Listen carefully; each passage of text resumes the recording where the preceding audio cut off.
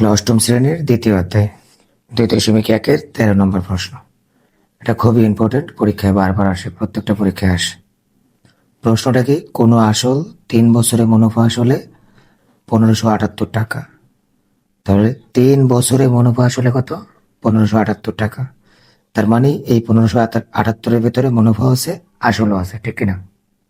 এবং 5 বছরে মুনাফা আসলে 1830 টাকা। তার মানে এটার ভিতরে মুনাফা আছে, আসলও আছে। 5 বছরের মুনাফা, এটার ভিতরে আছে 3 বছরের মুনাফা আর আসল, এটার ভিতরে আছে 5 বছরের মুনাফা আর আসল। এখন তোমাকে নির্ণয় করতে বলছে আসল ও মুনাফার হার নির্ণয় করো। আমরা এই সংখ্যাটা দেখি, এখানে কি আছে? 1830 টাকা। এই 1830 টাকার মধ্যে কি আছে? আসল আছে এবং 5 বছরের মুনাফা আছে। কথা বুঝছো? তাহলে আমরা লিখতে পারি যে আসল আসল প্লাস 5 বছরের মুনাফা, 5 বছরের মুনাফা, আসল প্লাস 5 বছরের মুনাফা 1830 টাকা। বুঝতে পারছো? আর এখানে কি আছে? আসল প্লাস 3 বছরের মুনাফা। তাহলে আবার লিখি আসল প্লাস 3 বছরের মুনাফা, 3 বছরের মুনাফা। তাহলে আসল প্লাস 3 বছরের মুনাফা কত? 1578 টাকা। কথা বুঝছো? এখন যদি আমরা এই দুইটা বিয়োগ করি, কি করি? বিয়োগ। তাহলে বিয়োগ করি, আমরা বিয়োগ করি। বিয়োগ করলে আমাদের এই আসল আর আসল কাটা যায়। 5-এর থেকে 3 বিয়োগ করলে কত হয়? 2। তাহলে আমরা লিখতে পারি 2 বছরের মুনাফা, 2 বছরের মুনাফা, মুনাফা 2 বছরের মুনাফা। এখানেও তো আমাদের বিয়োগ, 252 টাকা।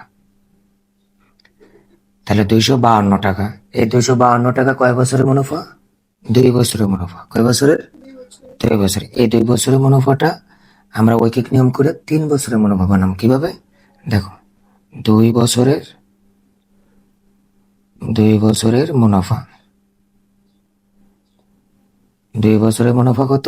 252 টাকা। আমরা এটা ঐকিক নিয়ম করি, সুতরাং 1 বছরের মুনাফা, তাহলে 2 নিচে যাবে, উপরে 252 টাকা। এরপরে 3 বছরের মুনাফা, তাহলে 252 ইন্টু 3 ডিভাইড বাই 2। এটা আমরা কাটাকাটি করি, 2 দিয়া 252 কাটি, আমরা পাচ্ছি 2 1 2, আচ্ছা 2 2 4 126। কত পাচ্ছি? 126। এখন এই 3 দিয়ে 126 আমরা গুণ করি, তাহলে পাচ্ছি 8 7 3, 378 টাকা। তাহলে এই 378 টাকা কি? মুনাফা। কি মুনাফা? কয় বছরের মুনাফা? 3 বছরের মুনাফা। আর এখানে কি আছে? 3 বছরের মুনাফা আছে, আসলও আছে। এখান থেকে যদি এটা বিয়োগ করি তাহলে আমরা আসলটা পেয়ে যাব, ঠিক কিনা? সুতরাং আমরা লিখি আসল। তাহলে আসল সমান, এখানে 1578 আছে, এটা থেকে আমরা 378 বিয়োগ করে দেব, তাহলে আমাদের আসলটা পাবে। তাহলে আমরা বিয়োগটা করি, কত আসে? 0 0 2 1, 1200 টাকা। কত টাকা? 1200 টাকা। তাহলে আমাদের অঙ্কটা নির্ণয় করতে বলছে আসল, আসল আমরা নির্ণয় করে ফেলছি। এখন আমাদের নির্ণয় করছে মুনাফার হার। কি নির্ণয় করতে বলছে? মুনাফার হার। আচ্ছা, তাহলে মুনাফার হার নির্ণয় করার জন্য আমরা দেখি এখানে কি কি ডাটা আমরা পেয়েছি। তাহলে এভাবে একটা দাগ দেবো, লিখবো এখানে, এখানে পি, পি মানে আসল, আসল পাইছি আমরা কত? 1200 টাকা। কত? 1200। 1200 টাকা আসল পাইলাম আমরা, 1200 টাকা। তারপরে চিন্তা করো এন, এন কত কাজে লাগাইছিলাম? 3 বছর, সেই জন্য লিখবো 3 বছর। কথা বুঝেছো? 3 বছর। এরপরে আমরা আর, আর এর মান আমরা বের করবো আই, অর্থাৎ মুনাফার হার। তাহলে মুনাফার হার কত? আমরা পাইছিলাম 3 বছরের মুনাফা, সরি আই মানে মুনাফা। তাহলে 3 বছরের মুনাফা কত? 378 টাকা। বুঝেছ? হ্যাঁ, আচ্ছা। এখন আমরা বের করবো আর, দ্যাট ইজ মুনাফার হার নির্ণয় করো, তাহলে আর ইকুয়াল হট। কথা বুঝছো? এখন আমরা সূত্র জানি, আমরা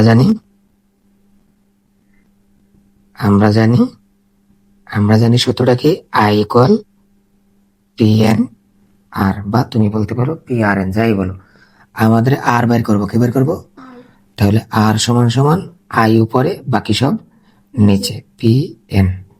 এখন আমরা আই এর মান বসাই 378, পি এর মান বসাই 1200, এন এর মান বসাই 3 বছর, ইন্টু, যেহেতু আমরা আর এর মান বের করবো সেই জন্য আমরা এখানে একটা 100 দেব। ওকে, তাহলে 100 দিয়ে যদি আমরা 1200 কাটি তাহলে আমরা পাই 12। কত পাই? 12। আর একটা জিনিস খেয়াল করো, এখানে 8 আর 7, তাহলে কত হয়? 15। 15 আর 3 কত? 16, 17, 18। তাহলে 18 3-এর নামটার মধ্যে যদি আছে, তার মানে 3 দিয়ে এটাকে কাটা যাবে। কথা বুঝছো? তাহলে 3 3-এর ভিতরে যায় একবার, এবং 3 7-এর ভিতরে যায় 2 বার। 3 দ্বিগুণ অবশিষ্ট থাকে 1, সেই 1 এখানে হলে 18 হয়, 3 6 18। কথা বুঝছো? জি স্যার।